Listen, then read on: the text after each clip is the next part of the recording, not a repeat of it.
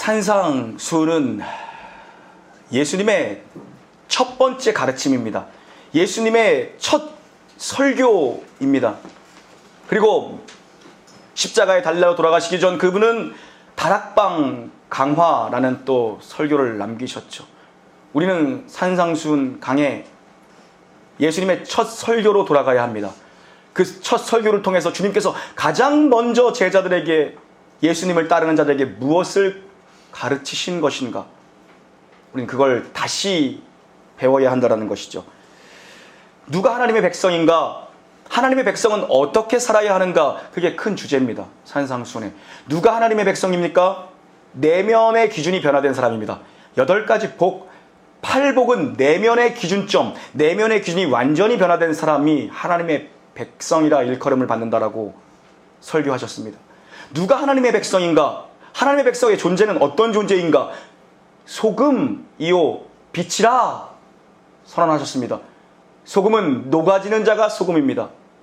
녹아지지만 여전히 짠맛을 잃지 않는 자, 보이지 않지만 녹아져 존재를 바라는 자, 빛은 감출 수 없는 영향력이라고 말씀드렸습니다. 내면의 기준이 새롭게 정리되고, 그리고 존재로서, 영향력으로서 살아가는 자들, 그들이 하나님의 백성, 그리스도인이다라고 말씀드렸습니다. 예수님께서는 이제 좀 더 깊숙이 들어가십니다. 조금 더 구체적으로 들어가십니다. 몇 가지 삶의 중요한 영역 속에서 그렇다면 하나님의 백성이 어떻게 살아야 되는가, 구체적인 주제를 가지고 말씀하십니다. 율법적인 삶을 넘어선 삶, 복음적인 삶, 복음적인 신앙의 규범들, 진정한 신앙의 모습들에 대해서 우리에게 조금 더 구체적으로 말씀해 주시죠. 예수님이 율법을 그럼 폐하러 오신 분인가? 그렇지 않다는 것입니다. 예수님은 율법의 완성이시고 그분은 율법의 마침, 그렇게 오셨습니다. 그분은 율법을 수여하신 율법의 수여자이신 하나님이십니다. 그분께서 율법을 해석해 주시는 겁니다. 제자들에게 율법의 본질이 무엇인가, 너희가 지금 잘못 깨닫고 있는 그 율법의 본질이 무엇인지를 예수님께서, 율법의 수여자이신 예수님께서 해석해 주고 계시죠. 하나님 나라의 백성으로 산다는 것이 어떤 것인지 우리는 그분의 첫 설교로 다시 돌아가 다시 들을 수 있어야 한다는 겁니다. 다시 듣는 예수님의 첫 설교 21절, 22절 함께 봉독합니다. 시작. 옛 사람에게 말한 바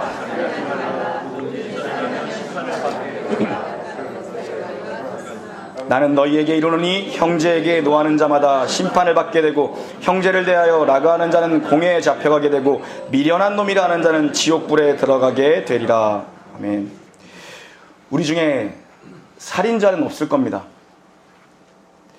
그러면 우리에게 해당 없는 말씀입니까? 살인하지 말라. 네가 옛적에 들었던, 옛적부터 알고 있던 율법이죠. 이 살인하지 말라. 우리 중에 살인자는 없습니다. 난 해당 사항이 없다라고 얘기했던 게 바리새인들입니다. 나는 율법을 지켰습니다. 난 살인한 적이 없습니다. 나에게 해당되지 않습니다. 이런 사람들을 향해 예수님이 말씀을 가르쳐 주십니다. 너희가 옛적부터 알고 있는 바로 율법이죠. 율법의 기준은 십계명입니다. 율법의 기준인 십계명은 살인하지 말라고 분명히 가르칩니다. 살인하지 말라. 그 살인의 본질이 무엇인지 아느냐? 오늘 그 얘기입니다.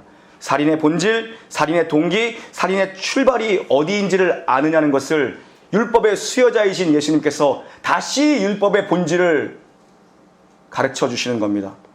하나님은 손에 칼이 든 사람이 아니라 마음에 칼을 가는 것을 살인으로 보고 계신다고 말씀하십니다.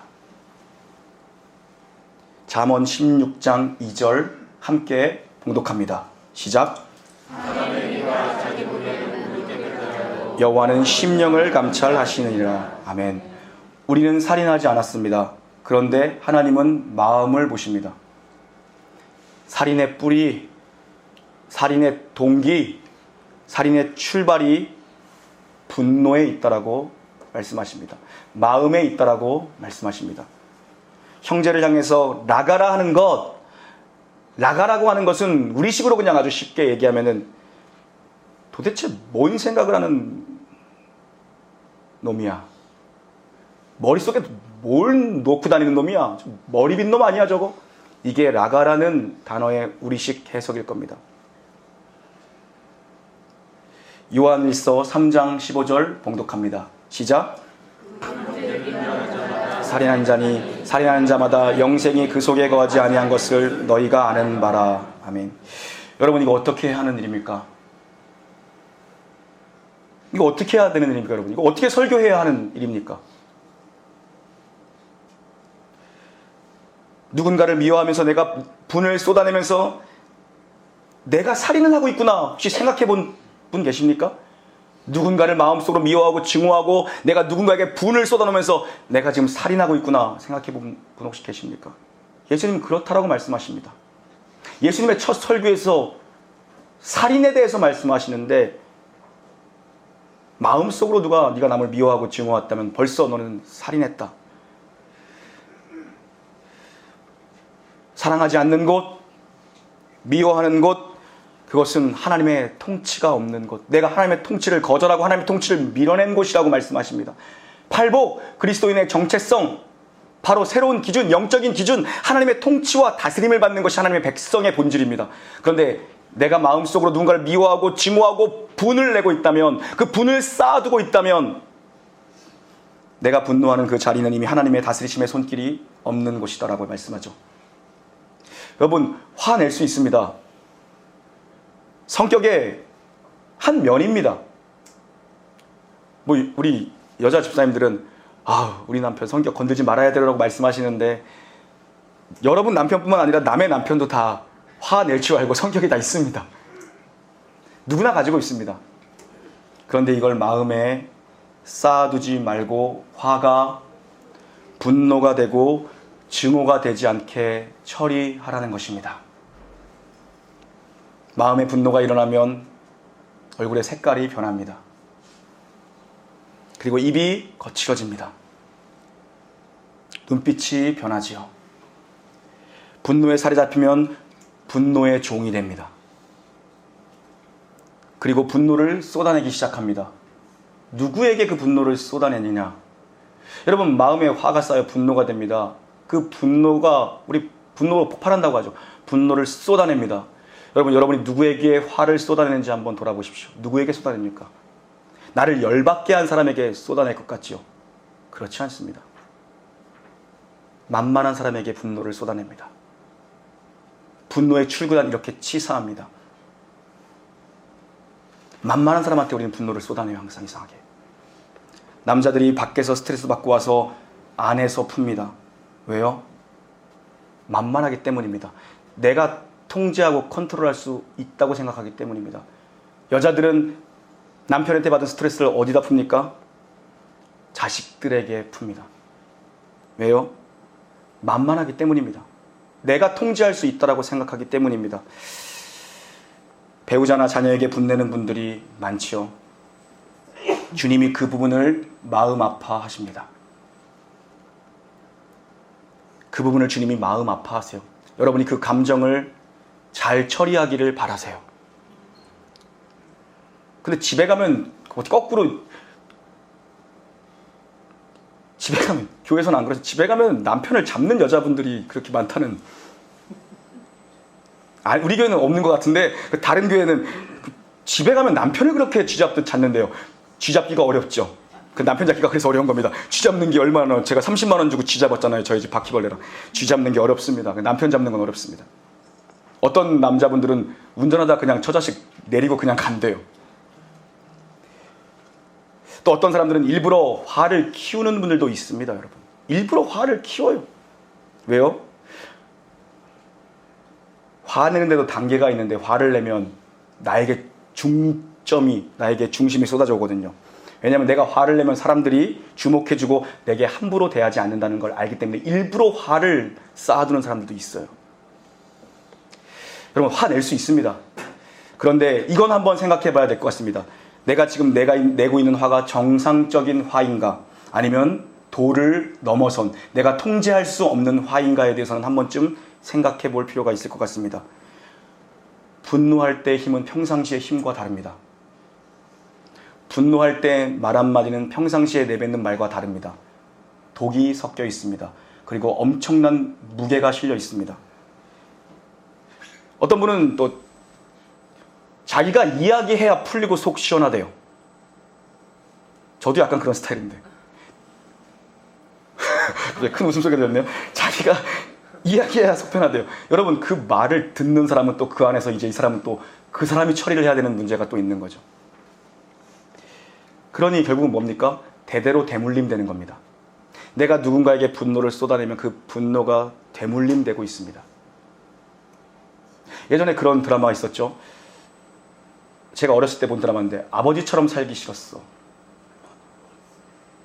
이상하리만큼 배우고 싶지 않은 단면들을 많이 배웁니다. 저는 정말 깜짝 놀라요. 거울을 볼 때마다, 샤워하고 거울을 볼 때마다 돌아가서 저희 아버지를 내가 보는 것 같아. 정말 깜짝 놀라요. 그럼 여러분 이런 생각, 아버지도 미남이셨구나 이런 생각을 지금 하고 계시겠죠. 크게 웃지 마십시오. 저도 집에 가서 소심해요. O형이지만 집에 가서 생각해요. 소심해요. 여러분, 참 배우고 싶지 않은 걸 우리는 이상하리만큼 잘 배웁니다. 내가 분노를 쏟아내면 어느 순간 내 자식 안에 분노의 씨앗을 심고 있는 겁니다. 내가 만만한 내 자식에게 분을 터뜨리면 그 자식에게 분노의 물을 주고 있는 겁니다. 분노의 대물림이죠. 여러분이 결단하시고 그 분노의 쓸뿌리, 그 화의 쓴뿌리, 그 미움과 증오의 쓴뿌리를 여러분 대에 다 잘라버리시기를 주님의 이름으로 간절히 축원합니다. 여러분, 저는 어디다 분출할까요? 일부 예배 때는 또 어떤 믿음 좋은 분들이 기도라고 말씀하시는데 그 정도로 제가 믿음이 좋지는 않습니다. 제가 저를 가만히 보니까 저는 제 자신에게 분을 내더라고요. 제 자신에게. 제가 교회에서 뭐 성도님들한테 저희 어머니의 기도 제목은 몇 개 안 되는데 그 중에 하나가 이겁니다. 우리 아들이 평생 목회하다 화 안 내고 은퇴하게 해주세요. 목사는 성질 부리면 끝이다. 화내지 않게. 맨날 그 말이에요. 목사는 어떠한 경우에도 화를 내면 안 된다. 아니, 화가 나는데 어떻게 화를 안 내냐고. 우리 맨날 그러면서 나한테 맨날 화내. 여러분 이해해 주세요. 제가 화내도 엄마한테 배웠구나. 이해해 주세요. 이 설교 듣고 계실 텐데 큰일이네요. 편집을 해야겠네요. 제가 어디다 화를 내겠습니까? 교회에서 뭐 성도님들한테 화를 내겠어요. 그렇다고 집에 가서 뭐 10살 차이 나는 어린 아내한테 제가 화를 풀겠어요. 가만 보니까 내 자신에게 화를 풀더라고요. 제가요. 제 자신에게. 예전에 여러분 차인표의 분노의 양치질 아세요? 저는 분노의 샤워를 합니다. 제가 가만 보니까 내 마음에 상함 있고 어려울 때마다 제가 샤워를 팍팍 하더라고요. 지나가다 제게서 냄새가 나면 좀 화를 일으켜 주십시오. 샤워 깨끗하게 하게. 제 자신에게 분노할 때가 있더라고요. 제가요. 그러면서 저는 이것을 느낍니다. 분노가 살인이라는 것이 진리이구나. 그거를 깨닫습니다. 어느 순간 정신을 차려보면 무엇입니까? 분노가 살인이구나. 누굴 죽이고 있습니까? 저는 제 자신을 죽이고 있더라고요. 우리는 분노를 통해 남을 죽이거나 혹은 자기 자신을 죽입니다. 결국 분노가 자기를 죽이고 있는 겁니다. 남을 죽이지 못하면 나를 죽이고 있죠. 하나님은 분노하는 것, 이 화를 쌓아두고 증오와 분노의 칼날을, 미움의 칼날을 갈고 있는 것을 살인이라고 말씀하십니다. 참 설교하기 어렵습니다. 제 안에도 화가 있기 때문이죠. 형제를 향해서 분내는 자들은 공회에 잡혀가고 그래도 해결 안 되면 지옥불에 던져진다. 이렇게까지 말씀하셨어요. 분노가 살인의 동기요, 살인의 출발이요, 심판받는 것이 분노다. 분노는 심판을 받는다. 그렇게 말씀하시죠. 너무 극단적인 것 아닙니까? 23절, 24절 봉독합니다. 23절, 24절입니다. 시작. 그러므로 예물을 제단에 드리려다가 예물을 제단 앞에 두고 먼저 가서 형제와 화목하고 그 후에 와서 예물을 드리라. 아멘. 분노가 있으면 예배드릴 자격이 없다고 말씀하십니다. 저는 사실 본문 여기를 준비하면서 이런 설교를 한번 해보고 싶었습니다. 우리 중에 오늘 이 말씀을 듣고 예배드릴 자격이 없다라고 생각하시는 분 지금 일어서 우리 다 가서 화해하고 다시 옵시다. 화해하고 다음 주에 옵시다. 제가 다음 주에도 못 돌아올 것 같아서 안 했습니다. 화해할 때가 하도 많아서. 그리고 여기 아무도 안 남을 것 같아서 못 하겠더라고요. 믿음이 없어서. 아침부터 교회에 나와서 내 몸을 불사르게 헌신한다고 해도 이게 없으면 무슨 소용이 있냐는 겁니다. 용서가 없으면 무슨 소용이 있냐는 겁니다. 내게 있는 전 재산으로 구제를 한다 할지라도 내가 남을 용서하지 못하고 마음에 분노를 쌓아두고 마음의 칼을 들고 살면 그게 무슨 소용이 있냐? 이 말씀이죠. 사랑장 고린도전서 13장을 함께 여러분과 읽고 싶습니다. 함께 봉독하겠습니다. 시작. 사랑은 오래 참고 사랑은 온유하며 시기하지 아니하며 사랑은 자랑하지 아니하며 교만하지 아니하며 무례지 행하지 아니하며 자기의 유익을 구하지 아니하며 성내지 아니하며 악한 것을 생각하지 아니하며 불의를 기뻐하지 아니하며 진리와 함께 기뻐하고 모든 것을 참으며 모든 것을 믿으며 모든 것을 바라며 모든 것을 견디느니라. 아멘. 여러분, 내 마음에 분노가 있는 분도 계실 수 있고, 혹은 내가 다른 사람의 마음에 분노를 주신 분도 본인은 모를지라도 있을 수 있습니다. 피차 서로가 불행한 겁니다. 예배 드리기 전에 가서 화해하고 오라는 것입니다. 그 문제가 해결 안 되고 무슨 예배가 드려지는가? 살인죄를 품고 왜 예배 드리러 나왔느냐? 이겁니다. 살인죄 품고 무슨 헌금을 하느냐? 이 말씀이지요.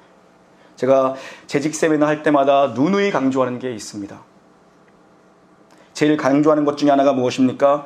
여러분이 이 교회까지, 놀라운 교회까지 어떠한 경유로 하나님의 인도하심을 받고 왔는지는 다 각자 다르고 저도 잘 모릅니다. 그러나 하나님은 아시겠죠. 그래서 제가 누누이 강조하는 건 이전 교회에서 혹 어떤 문제가 있으셨다 할지라도, 그렇지 않은 분들이 훨씬 많지만 어려운 문제로 교회를 옮기게 되신 분들은 꼭 돌아가셔서 다시 풀고 식사하고 화해하고 서로 용서하고 오라고 누누이 강조드립니다. 땅에서 매이면 하늘에서 매이기 때문입니다. 땅에서 풀려야 하늘에서도 풀어주신다라고 말씀하기 때문입니다. 저를 위해서가 아니라 여러분의 영적 생활을 위해서 제가 목사로서 그렇게 권면드리는 거죠. 또 한 가지는 교회적 차원입니다. 그 마음에 있는 어려움이 해결되지 않은 상태에서 저희 교회에서 봉사를 하고 섬기고 공동체를 이루어 가다 보면 이전에 있었던 동일한 사건을 마주하게 되면 또 같은 문제에 걸려 넘어집니다, 여러분. 그래서 반드시 꼭 다시 어려운 문제가 있었던 풀고 다시 이곳에서 출발하기를 저는 그렇게 권면드리는 거죠. 그래서 저희 교회는 항존직으로 임직 취임을 받을 때 반드시 나에게 안수 주셨던 혹은 나에게 세례 주셨던 이전 교회의 목사님 찾아가서 함께 식사하고 또 서명을 동의해서 추천서를 받아오는 그런 서식이 있습니다. 왜냐? 여러분을 위함이고 그것이 교회를 위함이기 때문입니다. 땅에서 매이면 하늘에서 매인다라고 말씀하셨습니다. 풀어야 한다라는 거죠. 25절, 26절 함께 봉독하겠습니다. 시작. 너를 고발하는 자와 함께 그 고발하는 자가 너를 재판관에게 내어주고 재판관이 옥리에게 내어주어 옥에 가둘까 염려하라. 진실로 내게 이르노니 내가 한 푼이라도 남김이 없이 다 갚기 전에는 결코 거기서 나오지 못하리라. 아멘. 무슨 말씀입니까? 원수 같은 사람, 꼴보기 싫은 사람, 그 사람과 관계를 빨리 풀어라 이겁니다. 미루지 말고 빨리 풀어라. 그 사람과 같이 재판을 받으러 가는 도중이라도 빨리 풀어라 이겁니다. 여기서 풀라는 것은 관계 개선에 힘쓰라. 빨리 관계 회복해라. 그 문제가 오래가면 고소로 이어지고 재판받게 되고 감옥에 가면 못 나오는데 왜 그 삶을 굳이 선택하느냐. 기회가 있을 때 빨리 풀어라. 시간이 있을 때 빨리 풀어라. 그 말씀입니다. 분노의 감정을 빨리 처리하라는 겁니다. 여러분 안에 있는 미움의 감정, 미움의 찌꺼기를 빨리 처리하라는 겁니다. 에베소서 4장 26절, 27절 함께 봉독합니다. 시작. 분을 내어도 마귀에게 틈을 주지 말라. 아멘. 화가 치밀어 오릅니다. 누구나 화가 있습니다. 그런데 죄 짓지 말라고 말씀하십니다. 빨리 처리해라. 화가 네 안에 뿌리 내리지 못하도록, 분노가 되도록, 미움과 증오가 되지 못하도록, 칼을 갈지 않도록 빨리 처리해라. 분노야말로 마귀가 우리를 가장 잘 공격하는 통로입니다. 여러 루트가 있지만 분노야말로 사단이 우리를 가장 잘 공격하는 틈입니다. 여러분이 분노할 때, 우리가 분노할 때 마귀에게 영적인 대문을 열어주는 것과 진배합니다, 여러분. 여러분, 언제 분노합니까? 왜 분노합니까? 여러분이 한번 분노하는 패턴을 보십시오. 분노에도 패턴이 있습니다. 여러분, 사람이 화를 내는 패턴이 거의 몇 가지 안 됩니다. 여러분이 감정이 상하고 분노하는 패턴이 있습니다. 내가 어떤 행동, 어떤 태도, 어떤 언어, 어떤 상황에 분노하죠. 거의 패턴이 몇 개 안 돼요. 그 중에 하나가 내 뜻대로 안 될 때 우리는 거의 분노합니다. 화가 납니다. 애나 어른이나 원하는 대로 다 해주면 화날 일이 없어요. 사람들의 마음 안에 내가 원하는 대로 충족되지 않으면 자아가 분노를 일으킵니다. 죄된 우리의 본성입니다. 내 자아에 충족이 안 되면 화가 나고 분노가 일어나죠. 그런데 내가 원하는 대로 다 하면 화낼 일이 없습니다. 그런데 여러분도 알다시피 세상이 사는 게 내 뜻대로 되는 경우보다 되지 않는 경우가 더 많다는 걸 우리는 알고 있습니다. 성숙이란 무엇인가? 그거를 절제하는 거죠. 그걸 처리할 줄 아는 능력이죠. 어떻게 처리해야 됩니까, 여러분? 복음을 붙잡으십시오. 복음이 무엇인가? 우리의 마음을 새롭게 하는 십자가의 능력, 십자가의 복음, 내 안에 생명 되신 그 주님을 붙잡아야 됩니다. 저는 요즘 늘 생각하는 것 중에 하나가 뭐냐면 가장 많이 하는 영적인 생각 중에 하나인 것 같습니다. 영적인 생각이라고 얘기한 건 그렇지 않은 생각도 많이 한다는 거죠. 그런 생각이 들 때마다, 영적이지 않은 생각, 내 육적이고 세상적인 생각이 들 때마다 저는 늘 이렇게 길을 찾고자 노력합니다. 예수님이라면 어떻게 하셨을까? 제가 붙잡는 한 문장입니다. 예수님이라면 어떻게 하셨을까? 예수님 철저하게 의지하시고 예수님 따라가고 예수님 닮아가야 됩니다. 예수님께 매여있고 예수님이 나를 다스리게 해야 되고 예수님으로 채워져야 됩니다. 말씀으로 채워야 됩니다. 성령으로 채워야 됩니다. 예수님의 보혈로 채워야 되는 거죠. 예수님이라면 어떻게 하셨을까? 그러면 잠시 딴 생각을 하다가도 다시 주님이 돌이킬 수 있는 힘을 주십니다. 예수님의 마음은 사랑이지, 예수님의 마음은 용서지, 예수님의 마음은 품는 것이지, 예수님의 마음은 희생이지, 예수님의 마음은 십자가를 지는 것이지.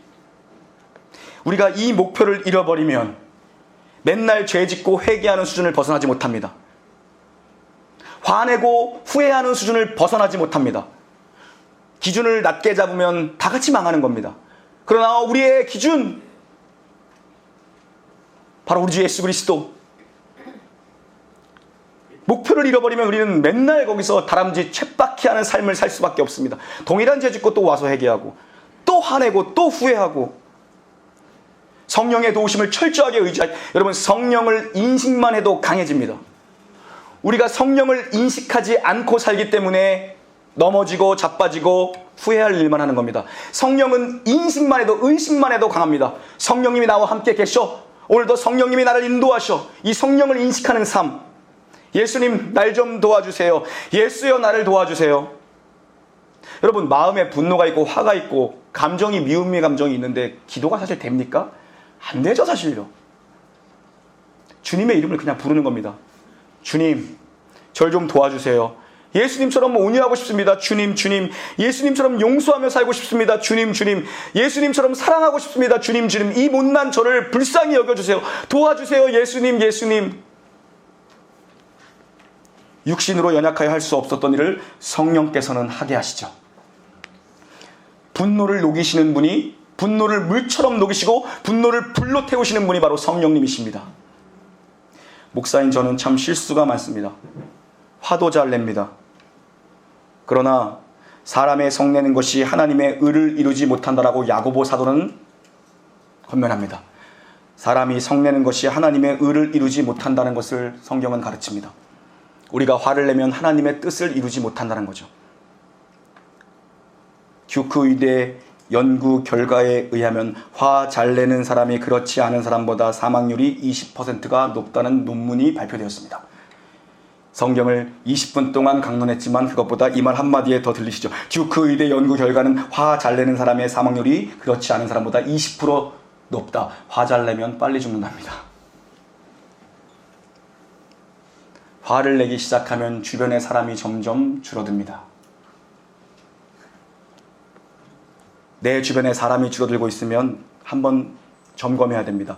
내가 화를 너무 잘 내는 건 아닌가? 그래서 우리가 오늘 이 말씀을 통해서 결단하고 다짐해야 될 것은 무엇입니까? 내가 분노할 때 던진 한마디가 살인이 될 수 있겠구나. 내가 감정이 컨트롤 안 될 때 던진 한마디가 살인의 본질이 될 수 있겠구나. 그것을 잊어버리지 말고 살아야 된다는 것이죠. 그리고 화가 났을 때는 선택을 미루는 지혜도 필요할 것입니다. 분노가 있을 때는 결정을 유보하는 지혜와 절제가 필요할 것입니다. 분노할 때 결정한 것은 거의 하나님의 뜻이 아닐 확률이 높습니다. 중국의 용장 징기스칸, 용장이죠. 그러한 엄청난 장수도 판단 능력을 분노 속에서 상실할 수 있다라는 겁니다.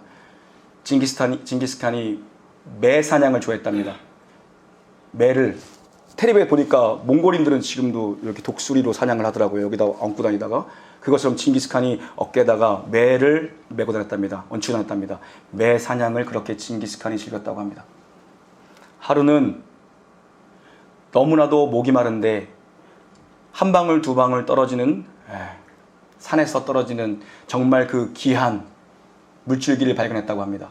그래서 가지고 다니는 은잔을 댔답니다. 물을 받아서 한 모금 마시려고 하는 순간 매가 날아오더니 은잔을 발로 치워버리답니다. 자기가 그렇게 아끼던 사냥매인데 쟤도 목이 마른가 싶어서 한 번 더 했는데 또 그러답니다. 입에 들어가기 직전에 이 매가 날라와서 발로 징기스칸의 은잔을 치더랍니다. 3번을 그러길래 징기스칸이 칸을 빼서 그 아끼던 매의 목을 쳐버렸습니다. 매가 떨어진 곳에 가보니까 독사가 죽어서 널브러져 있더랍니다. 그 물이 흘러져 나오는 웅덩이에. 이 용장도, 이 용맹스러운 장수도 분노 때문에 판단 능력을 상실했습니다. 그래서 여러분, 용장보다는 덕장이 되어야 되는 거죠. 날마다 두 손 들고 기도하시기를 바랍니다. 매일매일의 은혜가 임해야 용서하고 사랑하고 하나 될 수 있습니다. 저와 여러분 안에 혹여라도 남아있는 증오와 원한과 분노와 미움의 감정이 모두 깨끗하게 예수 그리스도의 십자가 보혈로 처리되기를 우리 주 예수 그리스도로 간절히 축원합니다. 아멘. 하나님 아버지, 우리 함께 기도하길 원합니다. 여러분, 우리 잠시 한 1분 정도만 우리 반주에 맞춰서 여러분 마음속에 있는 이런 마음들, 어떻게 보면 내가 원치 않지만 내 안에 있는 미움과 분노와 넘어선 증오, 이런 것들이 나도 모르게 나오고 나도 모르게 처리되지 않는 이런 일이 너무나도 많이 있는 줄 모릅니다. 하나님, 은혜를 주셔서 이 쓴뿌리가 다 뽑혀나가게 하시고 다 잘라지게 하시고, 그걸 내가 특별히 나의 후대들에게, 나의 자녀들에게, 나의 가장 가까운 가족들에게 하나님 이 분을 심기지 않도록 하나님 나를 고쳐주시고 나를 회복해 주십시오. 우리 잠시 한 1분간만 마음을 다해 함께 차분한 가운데 기도하시겠습니다.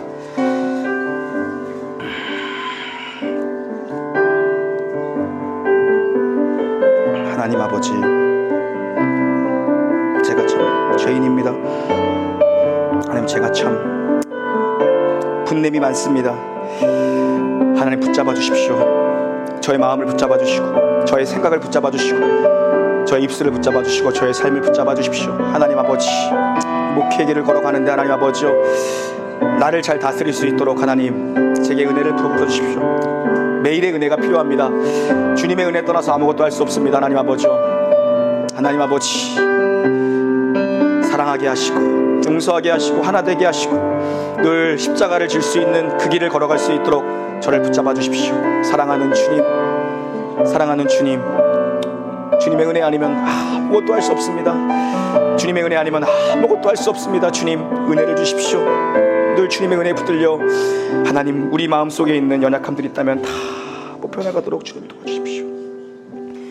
하나님, 이곳에서 이 말씀 듣고 오늘 예배한 모든 성도들의 마음속에 있는 연약한 감정들 예수 십자가 보혈로 다 말끔히 치유하여 주시옵소서.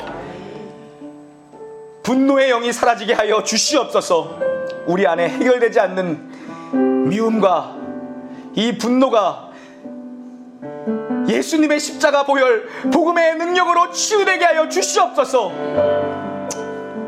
하나님, 쓴뿌리들이 다 뽑혀나가 우리의 후대들에게는 더 아름다운 진리를, 더 아름다운 신앙의 유산을 남길 수 있도록 하나님 은혜를 내려 주시옵소서. 목회하는 제게 하나님 능력 주시고 사랑하는 우리 성도들에게도 은혜 주셔서 늘 서로 사랑하고 용서하고 하나 되게 힘쓸 수 있는 저희 모두가 될 수 있도록 축복하여 주시옵소서. 우리는 아무 공로 없고 아무 능력 없지만 그리스도 예수 안에서 성령의 능력으로 우리를 그렇게 하실 주님을 바라보며 우리 구주 예수님의 이름으로 감사하며 기도 올리옵나이다. 아멘.